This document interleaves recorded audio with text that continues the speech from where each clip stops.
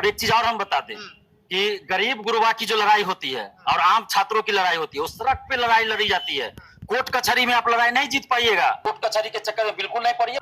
दिलीप कुमार गवाह है, supreme court तक गए थे बीपीएससी 64वीं में, दरोगा बहाली में लड़े पटना हाईकोर्ट में, नहीं कुछ हुआ, तब हम आंदोलन का रास्ता अख्तियार किए। चाहे वो पेपर लीक का मामला हो, धांधली सेटिंग का मामला हो, या फिर आपको पारदर्शिता का मामला हो। मतलब छात्र को सड़क पर आना चाहिए। कोर्ट से कुछ नहीं होगा, चाहे पेपर लीक का मामला हो, आप पटना हाईकोर्ट सुप्रीम कोर्ट चले जाए, कुछ नहीं होगा।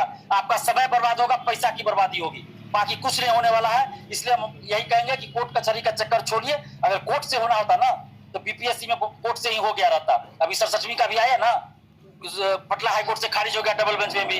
इससे पहले भी सुप्रीम कोर्ट तक लोग गए थे, हम भी गए थे, 64वीं में कुछ नहीं हुआ।